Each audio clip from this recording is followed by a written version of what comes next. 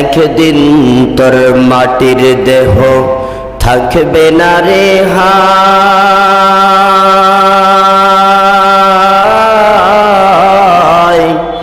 মাটির দেহ মাটির মাঝে মিশবে রে ধুলায়। কিসের টাকা কিসের করি তোমার, কিসের বাহাদুরি,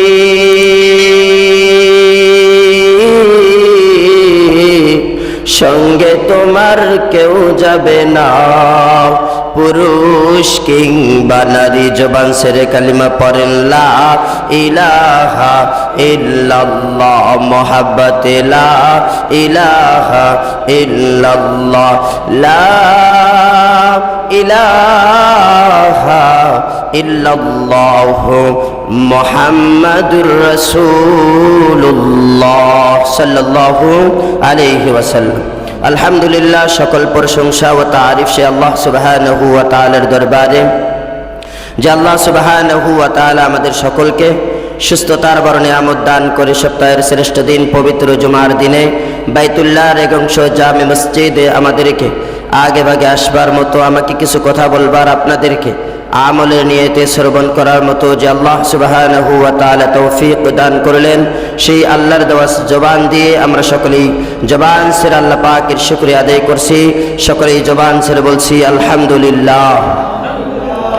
তারপরে তো দিয়ে রাসূল কায়নামদার তাজদার মদিনা, বিশ্ব মানবতার মুক্তির দূত যে নবী এসে আইয়ামে জাহিলিয়াতের যুগে এসে অন্ধকারকে তুচ্ছিত করে আলোকিত করলেন, যে নবীর আদর্শিত হয়ে আজকে আমরা দুনিয়ার জীবন বাস্তবায়িত করতেছি, সে রাসূলের শানে অসংখ্য অগণিত দরুদ সালাম বর্ষিত হোক।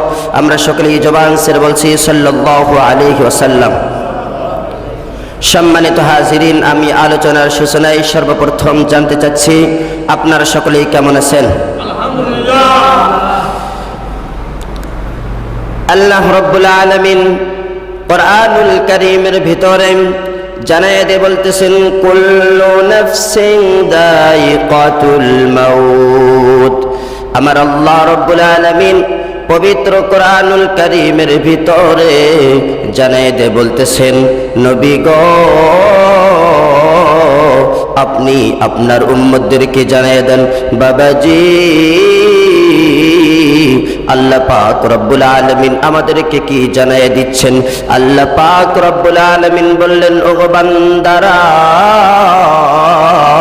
তোমরা শুনে নাও, তোমরা শুনে নাও, আমি রব্বুল আলামিন তোমাদের হেদায়েতের জন্য, তোমাদের ভালো কিছু চলার জন্য, তোমরা যেন জাহান্নাম থেকে বের হয়ে জান্নাতের পথে চলতে পারো, এই জন্য আমি রব্বে কারীম, আমি আল্লাহ তোমাদের জন্য আমি রব্বে কারীম 30 পারা কুরআনুল কারীম নাজিল করলাম। বলেন সুবহানাল্লাহ, আর জোরে বলেন সুবহানাল্লাহ।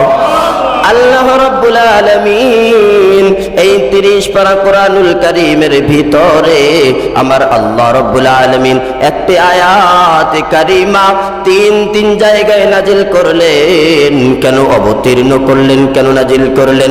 বাবাজি, আমার ভাইরা, আমার বন্ধুগণ, আমার আল্লাহ বললেন, আমি এই কুরআনুল কারীমের ভিতরে 3টি আয়াতে কারীমা এমন নাজিল করলাম। আল্লাহ পাক রব্বুল আলামিন কেন নাজিল করলেন? আল্লাহ পাক বললেন, বান্দারে, তুমি যদি পুরা কুরআনুল কারীমকে তুমি যদি অস্বীকার করো, তুমি যদি মানো আর না মানো, তুমি মানো আর না মানো, তবে আমি রব্বে কারীম, আমি আল্লাহ যে 3টি আয়াতে কারিমা নাজিল করলাম, এই 3টি আয়াতে কারিমা তোমায় মানতে হবে না, তোমার মানার কোনো প্রয়োজন নাই রে বান্দা। এই কুরআনুল কারীমের যখন সময় এসে যাবে, এই আয়াতগুলোর যখন সময় এসে যাবে, তোমাকে এই আয়াত তোমার সঙ্গে সঙ্গে তোমার নিকটে গিয়ে তোমার এই আয়াতের কার্যক্রম আমি আল্লাহ রাব্বুল আলামিনের পক্ষ থেকে কার্যক্রম বাস্তবায়ন করবে। জোরে বলেন সুবহানাল্লাহ। বাবাজি, আমরা কেউ দুনিয়া থেকে মরতে চাই না। আজকে দেখা যাচ্ছে আমার যদি কোনো সমস্যা হয় আশেপাশের ডাক্তার দেখাই, আশেপাশের ডাক্তার থেকে আমি যদি ভালো মতো সুস্থ না হই তাহলে আমরা নীলফামারীতে যাই, নীলফামারীর থেকে আমি যদি সুস্থ না হই তাহলে আমি রংপুরে যাই, আর রংপুর থেকে আমি যদি সুস্থ না হই আমি ঢাকাতে যাই, ঢাকা থেকে যদি আমি সুস্থ না হই তাহলে আমি ওই ঢাকা থেকে আমি মাদ্রাস যাওয়ার চিন্তা ফিকির করি কি করি না? তাহলে দেখেন মানুষ আজকে বাঁচার জন্য কত কি করে, কথা বলেন ঠিক না বেঠিক? তারপর মানুষের যখন আমার আল্লাহ বললেন বান্দারে তোমার আমার আয়াত মানার দরকার নাই, তুমি আমার কোরআন মানো আর না মানো কোনো সমস্যা নেই। বান্দারে আমি রব, আমি যে 3টি আয়াতে কারিমা যে নাজিল করলাম, কুল্লু নাফসিন যায়িকাতুল মাউত, জোরে বলেন আল্লাহু আকবার। আল্লাহ পাক রব্বুল আলামিন বললেন প্রত্যেক আত্মাকে মৃত্যুর স্বাদ গ্রহণকারী। তাহলে পৃথিবীতে যত মানুষ আছে, যত মানুষের প্রাণ আছে, যত জীবজন্তু আছে, সকলকে মৃত্যুর স্বাদ গ্রহণকারী। তাহলে দেখেন আমরা কেউ দুনিয়া থেকে মৃত্যুবরণ করতে চাই না, তারপরও আমরা মরি কি মরি না? বলেন, আমাদের মাঝ থেকে অনেক মানুষ চলে যায় কি যায় না? বলেন, চলে যায়। তাহলে আমরা বুঝতে পারলাম এই মরণ থেকে মানুষ যতই বাঁচার চিন্তা করুক না কেন, যতই পালিয়ে যাক না কেন, কোনো লাভ হবে না, কোনো লাভ হবে না। বান্দাকে মরতে হবে। এই জন্য আল্লাহ পাক রব্বুল আলামিন কোরআনুল কারীমের ভিতরে জানায় দিয়ে বলতেছেন, ফাইদা জা আজালুহুম লা ইস্তাখিরুনা সাআতাও ওয়া লা ইস্তাকদিমুন। চিৎকার দিয়ে বলেন আল্লাহু আকবার। আমার ভাইরা, আমার বন্ধুগণ, আমার আল্লাহ বলতেছেন ওগো বান্দারা শুনো শুনো, দুনিয়াতে যাওয়ার পরে তোমরা হয়তো আমি মালিককে ভুলে গেছো, আমি আল্লাহকে ভুলে গেছো। বান্দারে শুনিয়ে নাও, শুনিয়ে নাও। ফাইদা জা আজালুহুম লা ইস্তাখিরুনা সাআতাও ওয়া লা ইস্তাকদিমুন। যত পর যখন তোমাদের সময় এসে যাবে, তোমাদের সময় যখন আসবে, এই সময় আসার সময় যখন তোমাদের মৃত্যুর সময় এসে যাবে, এই মৃত্যুর সময় যখন বান্দার যখন এসে যায়, 1 সেকেন্ডও বিলম্ব করে না, 1 সেকেন্ডও কেউ বাড়াইতে পারে না। আজকে আমরা দুনিয়ার বুকে দেখি অনেক মার্ডার আসামি টাকার জোরে নির্দোষ হয়ে আমাদের জমিনে আমাদের সাথে চলাফেরা করতেছে, কথা বলেন ঠিক না বেঠিক? তাহলে দেখেন মৃত্যু এমন এক অবধারিত বিষয়, এমন এক নির্ধারিত বিষয় যে মৃত্যুর থেকে মানুষ 1 সেকেন্ডও বাঁচতে পারে না। দেখেন আজকে যদি টাকার জোরে মৃত্যুর থেকে যদি মানুষ বাঁচতে পারতো, তাহলে নমরুদ, ফিরাউন, হামান এদের থেকে বলশালী আর কেউ নাই, তাহলে আজকে তারাও আমাদের দুনিয়ার বুকে বেঁচে থাকতো, কথা বলেন ঠিক না বেঠিক? তাহলে আমরা বুঝতে পারলাম মৃত্যুর থেকে কেউ পলায়ন করতে পারবে না। এই জন্য আমার আল্লাহ বললেন বান্দারে তোমার যখন নির্ধারিত সময় এসে যাবে, তোমার যখন নির্ধারিত সময় এসে যাবে, সেই নির্ধারিত সময় থেকে বান্দা তুমি 1 সেকেন্ডও আগে যাবা না, 1 সেকেন্ডও পরে তুমি দুনিয়া ছেড়ে চলে যাবা না।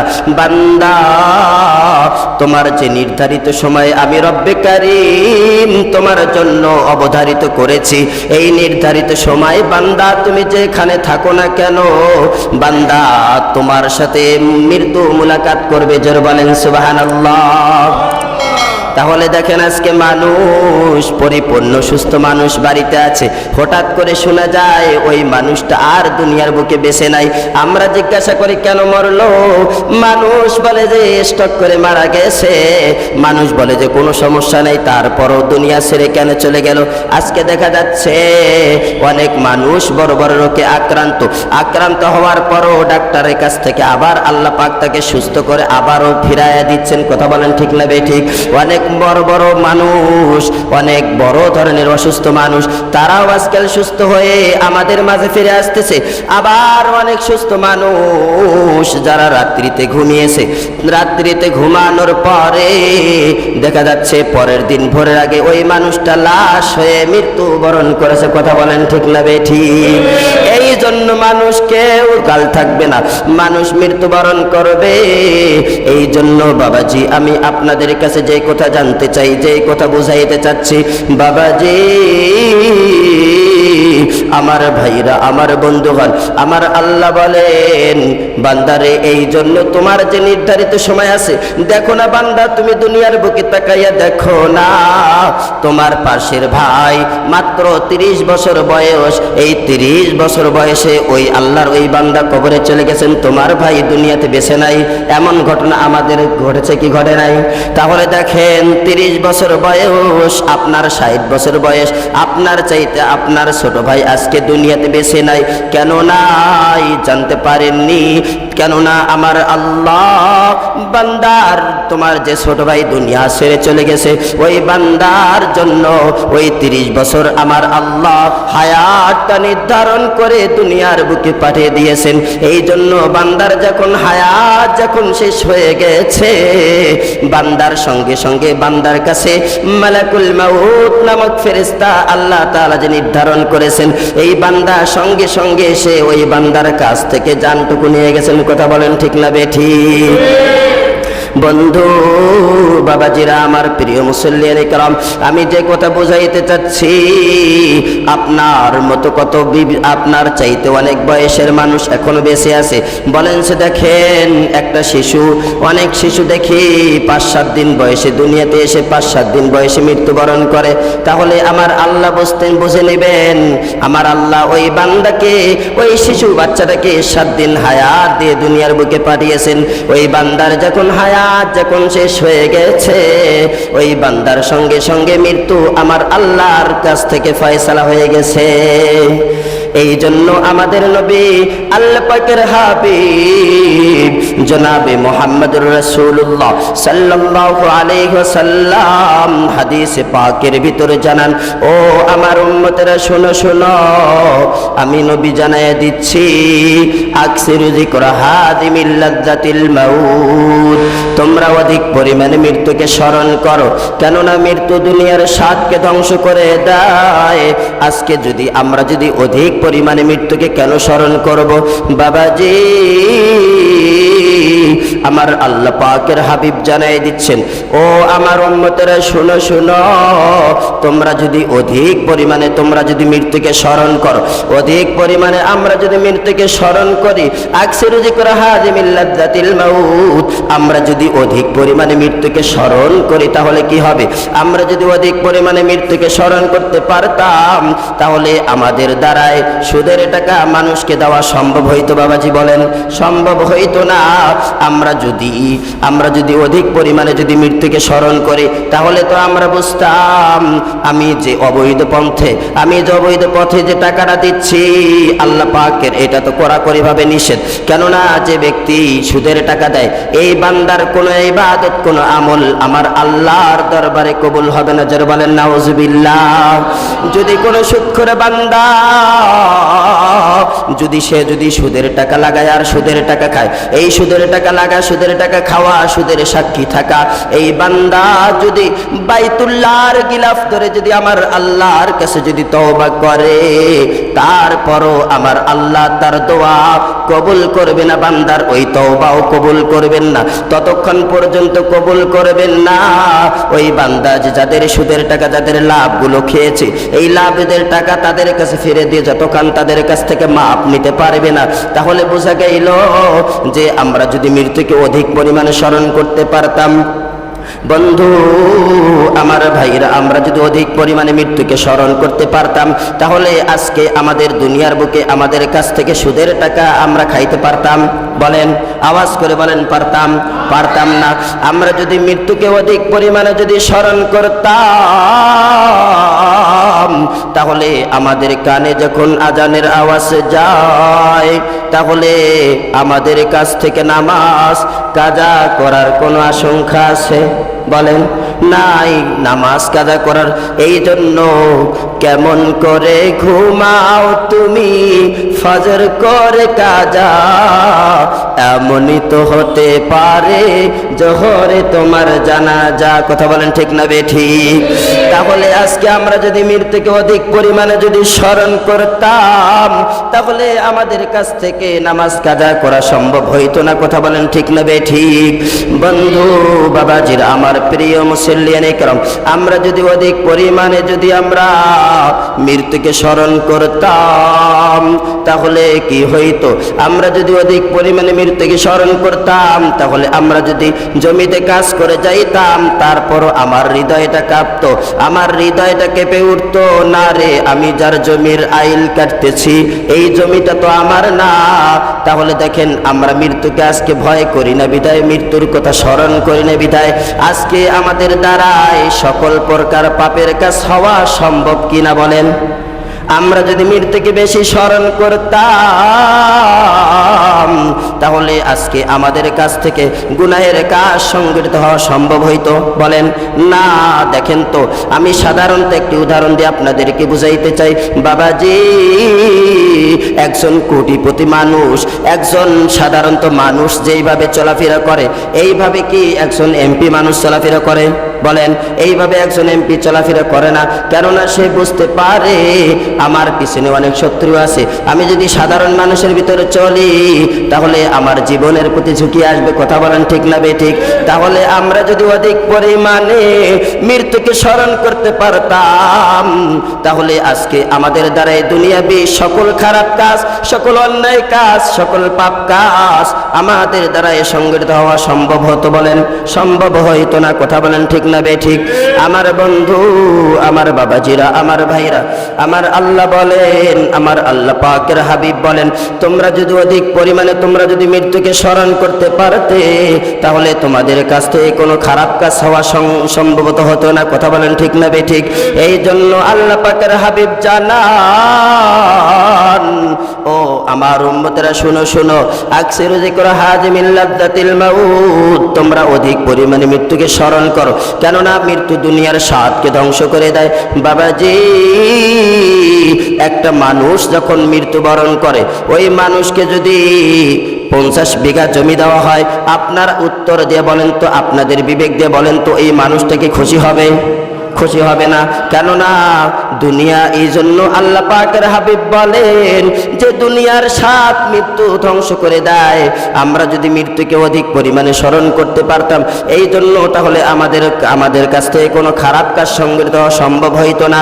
আর আমরা অধিক পরিমাণে কেন মৃত্যুকে স্মরণ করব? কেননা মৃত্যু তো দুনিয়ার স্বাদকে ধ্বংস করে দেয়। দেখেন, একটা জীবিত মানুষ সে 10,000 টাকা 2 টাকা যদি পায় মানুষের কাছ থেকে, মানুষটা খুশি হয়ে যায়। তদরূপ দেখেন, একটা মৃত্যু মানুষ, তাকে 50 লাখ টাকা দিলেও মানুষটা খুশি হবে না। কেন খুশি হবে না? কেননা দুনিয়ার কাছ থেকে সে তো, দুনিয়া তো তার মরণের জন্য, মরণ হওয়ার কারণে দুনিয়ার সব কিছু তার থেকে ধ্বংস হয়ে গেছে। কথা বলেন ঠিক না বেঠিক?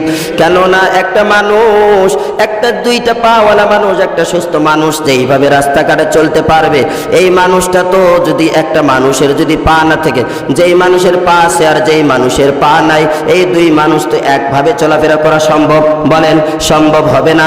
কেননা একটা মানুষ যদি, আমরা যদি সঠিকভাবে মৃত্যুকে স্মরণ করতে পারি, আমরা তো বুঝি যে একটা মানুষ মৃত্যু যখন এসে যায়, তখন ওই মানুষের কাছ থেকে দুনিয়ার সব কিছু ফারেক হয়ে যায়, সব কিছু ওই মানুষের কাছ থেকে চলে যায়। কথা বলেন ঠিক না বেঠিক? তাহলে দেখেন, আমরা আজকে কার জন্য বড় বড় অট্টালিকা বাড়ি করলাম, কার জন্য অবৈধ পথে ইনকাম করলাম, কার জন্য এত কিছু করলাম, সেই মানুষ আমরা যার জন্য করলাম, আজকে দেখেন মরণের পরে আজকে আমাদের ওগুলো কোনো কাজে লাগে না। আমাদের কাজে লাগবে কোনগুলো? আমাদের কাজে লাগবে আমরা যদি নামাজ আদায় করতে পারি, ঠিক মতো আমরা নামাজ আদায় করলাম, এই নামাজ আদায় করলে আমাদের সওয়াব দিবেন তিনি কে? বলেন, তিনি আমাদের সওয়াব দিবেন, তিনি হচ্ছেন আল্লাহ। তাহলে দেখেন, দেখেন আজকে মানুষ দুনিয়াতে চলতে গেলে মানুষের যদি টাকা না থাকে, ওই মানুষের যেরকম মূল্য থাকে না, তদ্রূপ একটা মানুষ যখন মৃত্যুবরণ করবে, ওই মানুষের আমলনামায় যদি নেকি না থাকে, ওই মানুষের মরণের পরে আল্লাহ পাকের ফেরেশতার কাছে, আল্লাহ পাকের কাছে কোনো মূল্যায়ন থাকবে? বলেন, থাকবে না। এই জন্য আমি যেই কথা আপনাদেরকে বুঝাইতে চাচ্ছি, বাবাজি আমাদেরকে বেশি বেশি নেক আমল করতে হবে, বেশি বেশি মৃত্যুকে স্মরণ করতে হবে।